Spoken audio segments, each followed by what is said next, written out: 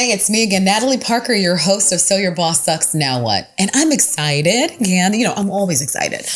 I'm excited because I'm back here with my homie, my homegirl, Ayana Coston. And today we're going to be talking about coaching leaders. So this episode is about bosses who either work for bad leaders or they're a bad leader themselves. And we're going to talk about and dish on, as coaches, what we do, what we see, some of the themes and motifs. So if you're an employee, you're still going to want to listen. You're still going to want to listen to this because we're going to take you behind the curtain of some things that you may not know going on. When someone says your leader has a coach, that's kind of what they mean. They've called us as like the lifeline, the call for help, or even just to help your leaders develop.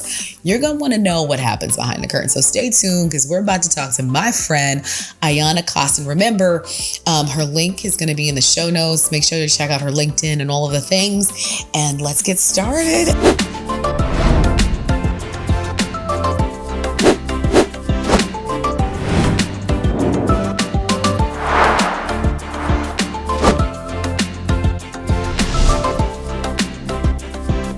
Ayana, we're back. Thank you for having me back. I love these conversations, but I really love them with you as my friend, as my fellow HROD coach. So I'm glad to be here. I appreciate it. We're going to have some foolery shenanigans. Yes. All right. So you are a coach. Now you've been coaching now on your own for the better part of 4.5 years. June makes 5 years. Completely solo. But I've been coaching part-time since 2010, so it's my 15th year of coaching. Yes, ma'am. I remember that year. All right, so short story. I took a package from a company, and the whole point was like, I'm going to go and I'm going to start my own business, and I was excited. And I was too. For you. You were pregnant with my ideas. So what happened was I took the package in February, and then like 2 weeks later, I announced I had a new job. And I was angry. She called and cussed me out, y'all. Like she really did. It was like, what in the world? Bleep. How could you do this to us? I was legitimately angry because I saw your potential. I saw your capacity. And I also needed to see through you as my big sister, but little sister, same age sister, that you could do it. I really feel I was probably angry because you were my hope, and I didn't know that at the time. I remember saying, how dare you take a job? Listen, I needed to eat and I had no plan. Because we have faith, we had God. No, I have a plan. Listen, faith without works is dead. Listen, I had no plan. And thank God that I had the maturity to know that I had ideas, but I had no plan of fruition. But you need that balance. You need the crazy one and the practical one. And I thank God that I was able to learn that I was not ready because now at the age I am, the business is about to have another birthday. Shout out to Natalie Parker Enterprises, where we help organizations have healthy relationships. And we're about to have another birthday. What birthday? It'll be the 3rd this year. So just a few months away from 3rd birthday of the company. It's been amazing. And I'm much more in a different place now being an entrepreneur than I would have been. I remember the company you left years ago. I remember the company you're going to work for. And I remember how angry I was. I was like, but we had plans to be entrepreneurs. You said, how could you do this to us? Maybe, give or take. But I'm so proud of us and look where we are. And I think some of it could be the result of the choices we made because of who we worked for. Yeah. And what we needed for ourselves. And look at God. Look at where we are today. Yes. We are all different people. So listen, we're going to talk about coaching leaders. Yes. So you found your entree into coaching leaders and you have worked with a variety of industries and organizations. I would say thematically, what's the thing you say that most leaders are in need of when it comes to, I don't want to say autocorrect because there's no autocorrect, but like course correction in their leadership style?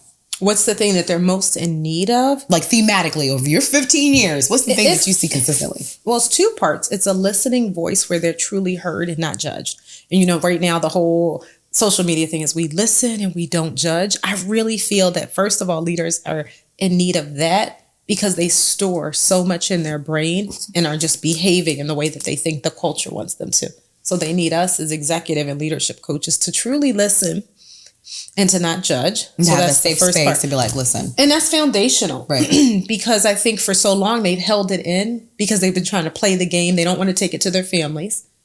they don't want to take it to their friends because their friends are sick of being free therapists. They may not have a therapist depending on if they can afford it or what communities think about therapy. So they just need that. That's the foundation. I think the theme that I'm hearing the most is I don't have enough skill to do this leadership thing. None of them come to me saying I'm not a good engineer. I'm not a good scientist. I'm not a good, fill in the technical word. Mm-hmm. I don't even know what it means to be a leader. And so I feel so blessed to coach in that space because I happen to love leadership development because of what I've been through. And so I can mix that with the use of really getting curious and asking what you want as your coach. Well, I think that's a pause for all of the folks out listening, is that give your leaders grace. And I say this often, is that most of them have not had copious amounts of exposure, training, and coaching on how to lead. Even if they got a training. You said copious or any amounts. Any amounts, right? But I mean, think about it. Like, you learned how to ride a bike. You learned how to type. Most of us who don't type like this anymore, right? We've learned things by learning from others, but leadership is something that many of us learn by watching, but until you're in the seat, you don't know how to do it. And many of us suffer because our leaders never got the space to have someone coach them on how to lead. Because they were super employees that did really good in their job, that became supervisors. Again, back when, now we use the term leadership, it's so fancy, but you used to have a boss, you used to have a supervisor, and then you had a manager, and then you had a director. So we just became a good employee. Doesn't necessarily mean that you're going to be good at managing personalities, people, and other work. Right. And I would also say that I find from a performance management space, so that's a space that I love, is that most companies don't assess your performance as a manager, as a leader, right? They assess your numbers, they assess your outcomes, but they're not assessing on these leadership qualities. How well did you do on developing your team? How well did you do on creating the next generation of leaders? How well did you do? And what you measure gets done. Yeah. And so that gap for me is also a big thing where I'm like, come on, y'all, do better. So why do you think they're not doing it? Why do you think leaders are not writing down or putting expectation and measurements in place for what they expect? One, I think the term leadership is so obtuse. There's no standard definition everywhere, right? So it's contextual, it's situational. If you went to Djibouti right now, because I guess we said that last episode, right? They, culturally there'd be a different definition, and so there's no standard definition. That's number one. Number two, we're not going to talk about leadership in America on this episode, but keep going. Well, I mean, it's an episode about leadership, and I think it's also subjective in many ways, and so there are very few companies that have a good definition of what leadership is. Yes, that's number one. Number two is, I'd also say that everyone thinks they can do it. You and I would not go and assess America's Top Model because, one, we ain't models. We're not going to do this. And we don't know. I eat too many donuts to model. But anyway. But I don't even know what the scoring is, what a good walk is, right? But many cases, you have people who are reporting to people who are leaders themselves and they don't know how to assess it, right? So we have people who are ill-equipped to assess in the position in the first place. But let me push back on something you said. You said most people think, oh, I can do it. I'm going to push back a little bit and say yes. And a lot of people who think that they can't, because I coach them too, would be the best leaders. But somewhere in society or the culture of these organizations, they've been told that they can't. So some of the best leaders that I would love to see lead are afraid to and don't and won't. I like that. And I don't disagree with that. But I'll tell you this. Everyone has an opinion about leadership. Right? And so if you think about it, we are in the age of opinion where everyone thinks their opinion matters. Yep. Newsflash, it doesn't. It doesn't. Your opinion matters in certain segment where people care. Not everybody cares. I love you. Cares. Put it in the comments. Tell it to the rain. But at the end of the day, not every opinion matters, and they don't all matter equally. And so when you think about it, everyone has a Monday morning quarterback, John Madden situation on what a leader should or should not do. And you don't know until you're in the seat. Till you're flat out in it, faced in the middle of the field. You don't know. But we know how it makes us feel. But that doesn't mean we know how to do it because you don't know what's coming from the top, the side, around. And there's no blueprint. Let's face it. There's not one book. There's a million leadership books. Jesus was a good leader. Jesus was probably the best, right? And Jesus was a servant leader too. So when we really look at it like that, it's not the typical definition that you're not going into organizations where they're like, let me bow and wash your feet and be the leader for you because I'm the boss. I'm in charge. You do for me. All right. I wasn't going to make this about Jesus, but let me tell you. So as a person of faith, I will live my entire intersectionality and say this. One of the things that I often tell my husband, who's a pastor, is the reason why Jesus was a dope leader is because he walked with the people. And that's what coaches do. They walk with you. Right. Beside you. They don't have to know nothing about you, but they're going to walk with you, not in front of you and not behind you. And that makes a difference, right? So if you're swooping in and leaving and then coming back and barking orders like we talked about earlier, right? It's not leadership. You are setting some level of direction, but that's not necessarily leading. And you have to have a clear vision, right? And I think a lot of people call themselves leader, but they can't lead themselves out of a paper bag or a box or out their own front doors, which they know where the door is. Right. So leaders have to have a compelling vision. That's the whole Coos and Posner's, for those who are in the theory or who, a lot of people did the leadership challenge. What is your compelling vision that I will follow you? Because that's the biggest part of leadership, not management. Yeah. If you're watching this on YouTube or if you're on the Facebook page, we'll put it out there.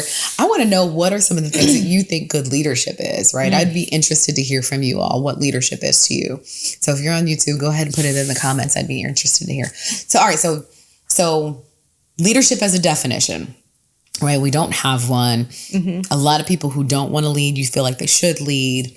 What are some other things that you're seeing from a coaching context that you wish people knew? I wish people knew how difficult leadership is and how much of a privilege it is. And I'm going to start from the clients that I coach that may be having some difficulty with who they report into. They may even be leaders themselves. A lot of I coach mostly C-suite individuals or leaders of other leaders. So I think what I wish people knew is that leadership is hard, but it's also privilege. It's hard because there's no playbook. And it's also hard, Natalie, because I don't always think we get good feedback until we do something wrong. So when you're leading and things are well, no one says anything to you. But the minute you misspoke or judge someone the wrong way or ask someone to do something, it's like the world falls and you get demotivated and discouraged and almost like shut down. I like what you said about not getting feedback, but I'd also be interested, right? How many of your leaders actually get feedback from their employee base, Ooh. Right? Because what I found is when you're in these leadership spaces, the people that are reporting to you, I won't say subordinates because I hate that word, but reporting to you legit will just stop talking to you. Like it becomes like radio silence, right? Like when's the last time you gave your leader good feedback? Like, oh, John, I really appreciate how you did this and this was great. Or, hey, good job in the meeting and here's why. I've done it before. And, I think some of my leaders thought I was being condescending. I'm like, no, I really think you did a great job. Like, so you got to be authentic with it. But like leaders need encouragement. Leaders need feedback. And let's start with the whole thing of feedback. I think feedback is almost only known to be hard when it's negative. But I think if we started creating cultures where feedback was just, I'm going to lean into Brene Brown's work. She calls it like a rumble, where people come together and they rumble and they say the hard things to her as the boss, to each other about what doesn't work, but also what is working. So let's just go back and say we need feedback when things are right.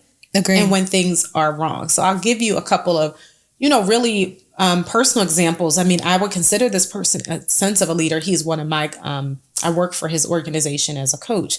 And the other day we were on a call and something kept happening. And I said, I have to give this person feedback. And I did. But what made it safe for me is I know the person. They know the amount of love and care that I have for our work and the respect I have for them. So most people don't give feedback because it's not psychologically safe. It's not emotionally safe. Mm-hmm. So when I think about this and, my brother Khalid, you'll know exactly who it is. I talked to you. Something happened in a meeting. I noticed it wasn't overly negative, but I asked a question about, do you think people weren't answering because you were doing this? And it was a stacking question. Mm-hmm. And I wasn't sure if he thought people weren't asking because they didn't have anything to say. Yeah. I said I wasn't asking because I didn't know which question to start with because I was stuck on the last one and a few came. Mm-hmm. So we were on the phone and after everybody got off, I said, do you have a quick minute? I wanted to give you some feedback. Are you open? He said, yes, it was beautiful. We talked. And in the feedback, I laughed and said, hello, kettle, this is pot. I do this so often that I recognized it because I'm working on it, which mm-hmm. was true. Mm-hmm. I'm saying that to say we're not getting feedback in our organizations because as leaders, are we making it safe for people to tell us? where we're actually going to listen, even if we don't agree. Well, I think that's important because you have to give people, one, the benefit of the doubt that even if they don't deliver it well, that they're delivering it with the intention of communicating something that's necessary. Mm-hmm. You get to choose whether or not you take it or leave it, fish and bones, right? It's like a buffet, right? And if you make it safe for them to say what they feel like saying, you can work through how it's said to you or how you might have heard it differently or litmus test it with other people that you trust better to come back and say, okay, like, I heard what you said. That's not what I intended. And I understand how you felt. So after 20 something years of doing some type of HR leadership coaching work, I think I have like the $1 billion solution to fix this. And I want to get paid for it. So, when this podcast blow up, holler at me. But feedback has to become a part of the culture and so normal and so necessary that it's often what we would call in the business world an after action review. What worked well? What didn't work so well? What could make it more innovative? So then it's not scary and threatening. I think it has to be a part of it. But here's the deal. Many people are in hyperdrive when it comes to the organization. Like, you just don't get time. You just have to act. You don't. And I don't know that our organizations value the time it takes to sit. They don't. And think. So screw the organizations and do it for yourself. Because see, that's also a misnomer. The organization has to prove it. What if we just gifted ourselves that? I agree. And you as a leader can make time. And there's the pressure. Like, you can tell I don't work in corporate America no more. I work for myself. Listen. You know what's funny though? I will honestly tell you this. So I was designing a performance management system for an organization. Mm-hmm. And they were like, Natalie, this is really great. I love what you're saying. It's a room full of HR people. And they were like on fire, hungry, and excited about what we were saying. And then their next response was, yeah, but they're not going to do this on the floor because they just don't have enough time. And I was like, okay, so you mean to tell me that if a leader was and his team was damaging product over and over again, you would actually take them off the floor. You would train them, take time and make sure they knew how to do it right. Of course. Because that productivity is expensive, right? Damaging the product is expensive. Yep. Right. And, and so they were like, yeah. I said, so tell me then how, if your people are your most important asset, that leaders out here damaging the people aren't more important to be able to take off the floor and go ahead and make sure that they have what they need so that they're coaching them appropriately and giving them feedback and engaging your workforce. If it's more important and it's more expensive to replace a person than a product, tell me how that's not the. So you're a little passionate about this. I was hot because I was like, there's a room full of people who are like, you are the disciples of like, this is the thing we do, and you gave me the business response if they don't have time. But that's shows you that people don't see it with the same value. Because they only see it, if you mess up, I'll pull you off the floor. They're not thinking, we're just not thinking proactively in organizations, and we're making an excuse that we don't have time. We have to make the time. Agreed. So let's go back to the leaders that you coach, C-suite, that may have leaders that they report to that are less than stellar. Because let's be clear, y'all, like you may be like an individual contributor and have a sucky boss. But I promise you, up and down the chain, people have sucky bosses. Yes, seriously. Such to the point that sometimes we get called in to coach them on how to deal with the suckiness. All the time we get called in. So I'm going to just say that sometimes leadership is a ripple effect, good, bad, or indifferent. Sometimes if you have a horrible boss, you may become a better boss yourself. Sometimes if you have a horrible boss, you keep the generational curse of being horrible going. But I think if I'm really looking at what are my executives struggling with that may have their own hard boss themselves, I'm going to give some real examples and say, I had a situation recently where I have a person who is a leader, and this person has a leader. Their boss is not bad in terms of you would think mean or nasty or good. It's almost the opposite. This particular person that I was working with recently has a boss who's just very personal and not focused on work at all. Okay, so she's in a position reporting to a boss who is not developing her, who's not helping her to learn, but is very nice, very sweet, but also very personal. Personal, like she gets in her business? they want to tell their business to their employee. Oh, like so the executive is like, oh yeah, so yesterday I was getting my nails done at the blah, blah, blah. So they're telling all of their personal business. It's about them. So their relationship is about them. And some of it is sad business and personal business. So the employee, who's also a leader, feels sad because she has empathy for this person and she doesn't want to be rude and say, I don't want to hear anymore your personal business. How do I develop? And so here's what we coach through. And this is why it's so important for y'all to think about who you are as a person and what you want. As I'm getting to know my coaching client, I'm realizing she's so nice and she's so sweet, but so is her boss. He's so nice and he's so sweet. Her boss had almost no indication that this even bothered her because every time he comes to her, she openly embraces it. So to me, she's telling me one thing, like the boss isn't that great. So one of the coaching questions that we ask as coaches is, what does the person know about how you feel? How much do they know? Not do they know, because that's a closed-end question, yes or no. How much do you think the person knows about how you feel? And it was a pregnant pause. And the response was, well, I don't want to hurt their feelings. I didn't ask you anything about their feelings. I'm curious. How much do they know? You know what's interesting? I say this often too, is that we feel betrayed when people are mean to us. We feel betrayed when people don't meet our expectations. But we more betray ourselves when we don't advocate for what we need in a relationship. You betray yourself when you don't. Are so many deep roots. Listen, there's a guy named Jerry Harvey who wrote a book. He wrote The Road to Abilene. You're familiar with that, where we all go together, but we really never wanted to go in the first place. Google it. It's great. But then there's also, he wrote this book called How Come Every Time I Stab, How Come Every Time I Find a Knife in my back, my fingerprints are on the knife.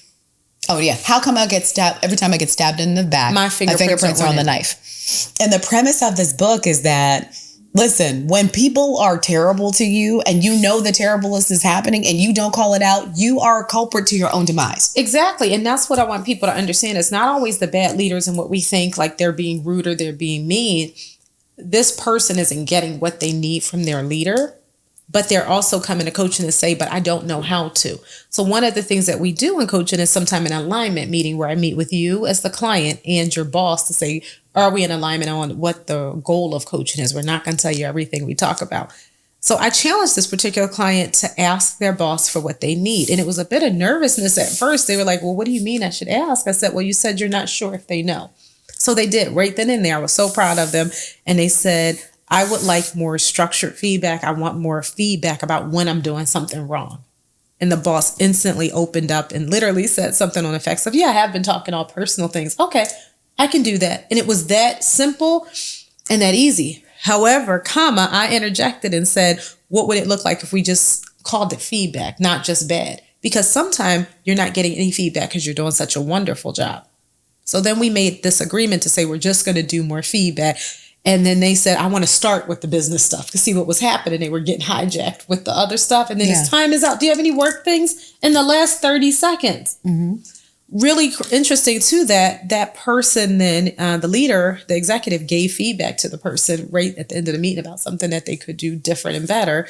Person accepted it, talked a little bit about why they behaved. And then when the leader hung up, the person said, I'm so sorry, Ayana. I said, for what? I just lost my composure. I was so defensive. I just didn't handle this well. And I looked and I said, I didn't see that. I saw a very well composed, put together person who said, thank you. I was more distraught as the coach, and I'm supposed to have management, that they did it in the way that they did it. But I didn't get anything from you except a smile. Right. What's the moral of the story? The moral is sometimes the fight we have is in our head. Fully.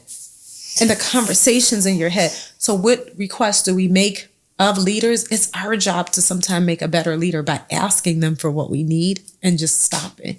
But I think that goes for any relationship. Well, you can't be mad at anyone for expectations you have not articulated. Nor asked for it. Because you can articulate it, Nat, but it's another thing to ask. I can articulate I'm angry and I'm frustrated. But then I have to ask, could you stop leaving your sock on the floor or the cabinets open? Listen, fair. But I think at the end of the day, it's, I have an expectation. This is my expectation of you. Can you meet it or not? Mm-hmm. Because if they say, listen. And if you don't leave, because I'm the queen of leaving. No, don't do that. She's going to tell you to quit. No, don't do that, because that's another episode. Don't leave. I'm saying work it out. But I think and it's okay if they say yes and they can't do it. Or can't do it right away. Right? But either way, when someone shows you who they are, Maya Angelou said, believe them and believe them the first time. And believe them the first time. But then be okay with the fact that, like, you know what? This is just not something you can do. And don't hold them hostage to the expectation anymore. Because now you're just, fool me once, shame on you. Fool me twice, shame on me. Right. It's acceptance too, because with that comes, I did ask and I have to accept. So now how do I work around that? By accepting it, just knowing that they're not able or willing or both. Right. So we were having a conversation. So we are here on set and it's a wonderful time. We were talking to a colleague who's here and we asked her the question, like, what's one thing as a coach you wish everyone knew? And the answer was how to deal with and manage conflict. Now, I said in season one, you have to plan for your conflict. You have to practice conflict before you have it. Map out your pathway and the things that you will or will not do. Understand your triggers. Yeah. But at the end of the day, if you don't learn anything else in a business environment, knowing how to have conflict and manage conflict is probably one of the biggest challenges that we see consistently throughout our careers. Yeah. And you know what she said, her name is Krista. She's here with us today. What Krista said is because I feel like it's happening all the time when people come. It's kind of like almost like starting at ground zero is kind of what I heard that I'm constantly having to say, like, this is a normal part of it is conflict, because the people that come to her for the help that they need as a coach or in HR are usually only coming because they're conflict. Not many people are coming because things went well and let's celebrate the big bonuses and the joy that we got together. Right. They're only coming when we hit conflict. But I think you were saying this earlier in one of your other podcasts. Conflict helps us grow, and it actually helps us get to the best side of the relationship. Because without it, we may not have gotten there. Listen, nothing moves or grows without friction. You said that. Your like car does not move without friction. A plant does not grow unless it creates friction out of the ground. Like we all need the friction. One of my favorite scriptures says, "As iron sharpens iron, so sharpens the one person in another." Right? But here's the deal. Iron making, sword making, is iron sharpens iron, so does shall the countenance of one man sharpen another. It is really violent. It's a very If you've ever seen somebody make a sword, it is a violent thing. And it sounds violent too. Thousands of degrees in heat. You pull it out, and then you take another piece of metal and you hammer it over and over again to shape it and mold it to what you want it to be and to make it sharp. Exactly. And I think that when it comes to conflict, we shy away from it. I, on the other hand, when I first started my career, I was John Wayne, guns blazing. Come on, let's go. Gosh. You know, it's that whole theory. I don't know who made it, moving away, moving towards, and moving against. I was like, come on, I'm coming towards you. I'm not afraid of no ghosts. I ain't afraid of no ghosts. I was going into it, but I also think this is an important conversation because a workforce is made of people culturally that come from different places. I grew up in a household where I went to church with my great grandmama, but my mama and my grandmom never really stepped foot into a church, and they was a cussing family. I thought we was the Navy because everything was a curse word and everything was a fight. It was normal and it was natural to fight and then go have ice cream. Other people might grow up in families where conflict is the worst thing ever and you don't address it. Yeah. So think about all that and the compassion we need to have, that all of these different people and all the different ways we were brought are now in one environment with no guidebook. Yeah. And now some people are passive aggressive to conflict. Some people are like we were in our 20s. Boom, let's go. Yeah. Because it was fun. It wasn't even a bad thing. No, I thought I was going to be a lawyer. Listen, me too. Guns blazing. Exactly. Like I will argue you down with all of the facts very quickly, make my point, and then leave you bleeding. And I didn't know I cut you. And I would cuss you out without ever cussing and smile. And people say, what just happened to me? Exactly. And I think and one thing that I found is working with some other clients as well is that the cultural differences, right? I have folks that work in different countries and they're like, oh my God, they're so loud. Or, oh my God, they won't say what they mean, but they'll say it to everybody else. Or, oh my gosh, they're so aggressive. All of these things matter. And it's important for us to figure that out. So you've been coaching now for 15 years. But I'm only 12. No, I'm just joking. I've been coaching for 15 years and loving it. One of the things that's always interesting to me is when we're called in to coach a performance issue that the leader who hired you doesn't want to fix themselves. This does happen. And the coach is magically supposed to fix it. Well, Bob isn't producing, or Bob doesn't know that everybody hates the way he engages with them. and they haven't given him the feedback, and the coach is brought in to do a 360 and an assessment and all of these other things because don't nobody want to talk to Bob. And oh, by the way, if it doesn't work, Ayana, tell us so that we can get rid of Bob. And I have to say, whoa, time out. So the recovering HR part of me knows that we're not going to do that. You're also spending a lot of money just to Get rid of fire Bob. someone. And we don't want to look like the assassins. We do not, and I will never be, even in HR. And so I think coaching is such a beautiful thing because, yes, you brought me in to coach Bob, but 90% of the time I say, well, can I offer you some coaching? What do you know about it? Would you mind starting here? Or I just naturally start to coach to ask them some of the questions before I even go. And one of my favorite questions is, what have you already shared? Not what do you think they know? What have you already shared? And the stories are hilarious because it's a lot of beating around the bush. They haven't said anything, but they think we should explicitly know. So I just think that that's a big part of it. So I think coaching them to help them understand what it is and what it's not, and for us to hold our integrity and ethics as certified coaches, is to say, this is not a part of what I'm able to do. This is what I'd like you to do. This is what I can offer. That's the hardest and the funniest part because people don't want to be the bad police. They want us to do it for a lot of money too, y'all. Facts. Not cheap. Not cheap. Not cheap. It's letter time. It's letter time. Let's do Let's letter hear time. a letter. It's mail time. This letter is from Jennifer, marketing coordinator from Austin, Texas. Dear So Your Boss Sucks, I need help. My manager, Dave, has taken micromanagement to an insane level. Our company rolled out tracking software to monitor remote employees, and I now get messages every hour questioning why my activity dropped. If I stepped away to take a bathroom break or read a report without moving my mouse, I get an email of asking what I'm doing. Last Monday, I was on a 45-minute strategy call, engaging in an actual discussion about major client project. After the meeting, my boss asked why my keystroke count was low during the time. He didn't care that I had actually been actively contributing ideas. He just saw that I wasn't typing, so I must not have been working. I understand the need for accountability, but I feel like I'm being treated as a machine instead of a marketer. The constant monitoring makes me feel like I moved into a digital prison, and it's causing me stress. I'm getting my work done, but it doesn't seem to matter unless I'm clicking the mouse nonstop. How do I get my boss to trust that I'm actually working without having to put on a performance? Sincerely, tired of being You better watched. answer first because I am the queen of quitting and having some questions, but I'm not going to start there. I really want to help. What's her first name? Jennifer. Sorry, Jennifer. Okay, I really want to help Jennifer, so I'm not going to go with She's going to tell you to quit. It's going to end. We're No, going to I'm talk not. about all of the opportunities. I'm really She's gonna not. tell you to But do quit. you want to start first? Or you want my opinion? You're going to tell her to quit, but go ahead. No, I'm not. What I'm going to coach you through when it comes to maybe your boss sucking is to earlier what we talked about. Sometimes it's a system thing. So I want to go to understanding before I go to action. So I want to ask my boss a question like, how did we come up with this thing? Like I kind of understand like remote workers. It started during COVID. I didn't know they were doing keystroke stuff until I understand, but I want to ask like what their opinion of it is. No, even what their opinion. That's a more powerful question because as a leader, what people don't see that you and I get to see is sometimes we don't believe in it, but I have to push it down because it was pushed to me. Facts. So I'm taking all other things aside and trying to get to know the leader as a human and saying, what is your whole thoughts about this? Because what we usually don't know as employees is, oh, our boss just sucks. They made us do it. But they could be really challenged Under pressure. by it, but also trying to keep their job. So I start with the human level of understanding what is your view of this and how do you feel about it? And then I would share almost everything you shared with us in that letter to explain that for me, my productivity isn't a keystroke. I could be less productive with more keystrokes and get nothing done.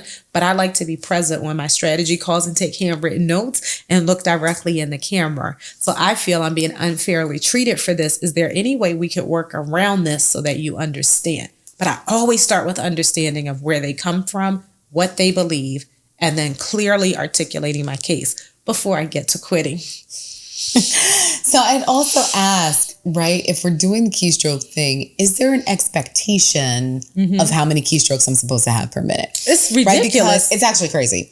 I wouldn't want to work there, Jennifer. I'll be honest. Look who's talking. I'm talking about my value system. Keep your job. You cannot live with me. But what I will say is that so I'm coming over. she can, because she can cook.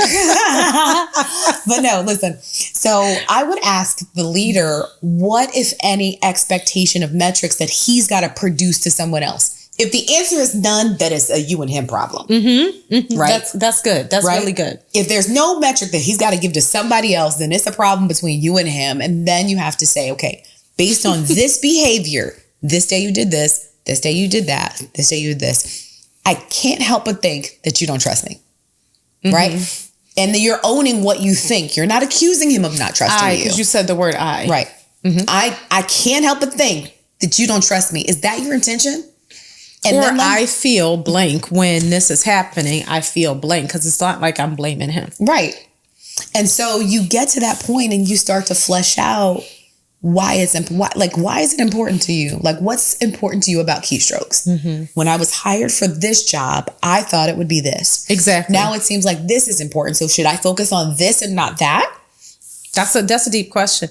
And I want to say, who hurt you, Dave? But I'm trying to be thoughtful because if it's a Dave thing, it's like, who hurt you that made you do this? But if it's not, and it's being pushed down because of some other mandates, it's so important for us as employees of all levels, whether we manage people or not, to understand the business. See, we can be really good at our job as a marketer. We can be really good at our job as a business development specialist. You need to be really good at understanding the culture that you're in, and as it shifts, understanding those shifts. Because when you started, they weren't doing that.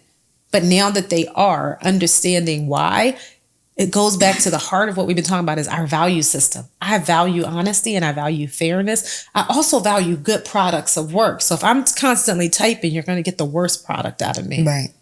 So it all starts with a discussion. But I do want to know who hurt Dave. Who hurt you, Dave? Who hurt you? All right. So what we'd say is this. Listen, have a honest conversation. We recommend, I don't know about you, but I recommend writing the conversation out. What are the points that you want to articulate so that you can be clear-headed? Even talk to some other people to get some potential responses so that you can be ready to have a dialogue. But understand what's important to the job right now.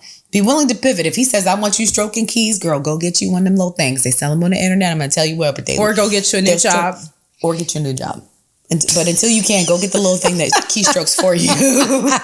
Because apparently Jeff Bezos and Amazon sell everything. Exactly. But I would have that conversation. It all starts with a conversation. It does. And I think we just have to be willing to be accountable to those conversations, which takes us back real quick to conflict. Sometimes those conversations are hard depending on what your appetite or desire is for dealing with real or perceived conflict. Because sometimes what we think is going to be conflict is in our head. And when we go forward, the person just didn't know and says, oh, I can do that for you. Listen, 95% of the time, the story in your head is worse than the reality. Yeah, and I don't have the exact quote. I'll have to find it and we'll put it in the caption later. But George Shaw, I think was his name, said the biggest problem with communication is the thought that it actually happened. George Bernard Shaw, or something like that. The biggest single problem with fallacy of communication is believing that it happened. Believing that it actually happened. So you communicated in your head, but it never came through your heart and through your mouth. And so you're up here all mad and no one even knows you're mad. So for everybody out here listening, whether you're a leader, working for a leader who might not be the best leader, actually communicate what you're feeling and ask for what you want. Yeah. All right, Ayana, this has been a great episode. I thoroughly enjoyed. We're going to have her back. But I want to give you just a few minutes to wrap up. Tell us some of your thoughts. What do you want to share with the interwebs and the people of So Your Boss Sucks Now What? Something that one of my favorite aunties told me, her name is Aunt Shelley. She's like one of my favorite aunties. Problem is, I don't think she knows we're related, because it's our previous presidents, the First Lady, Mrs. Michelle Obama, with respect. I call you Aunt Shelley and your husband Uncle Rock. But anyway, the best advice, not call her Aunt Shelley. The best advice that she gave us many, many years ago was, when they go low, we go high. And I subscribe to that most of the time, especially at work. I want you to model and go high regardless. However, I think we've had some shifts, Nat. Oh, yeah. She said, if I don't rock with you, I ain't coming. Now, I've been telling y'all to quit, and I'm not saying that lightly. I'm not saying, be starving and you can't feed your kids and pay your mortgage and, buy shoes. But if you don't fool with something, my question is, I ain't coming. And why do y'all keep going back, not recognizing your own value and potential, and that maybe you need to find the right cultures that fit for you? Now, I'm not saying quit every as quickly as I did. I'm saying think about it, but find the cultures that fit. And that requires us to do our due diligence and to ask the right questions. That's right. That's right. All right. That's a wrap, y'all. Listen, like, share, and subscribe. We'd love to see you on our Facebook page, on our internet. Share your story on our website, yourbosssucks.com. This is Natalie Parker signing off. And remember, don't let your boss suck the life out of you. Bye. Today's episode is brought to you by Natalie Parker Enterprises, where we shape the future and unlock potential by helping organizations and people work together to do good work. Find out more at thenatalieparker.com. Or if you'd like to be a sponsor, email us at info@thenatalieparker.com.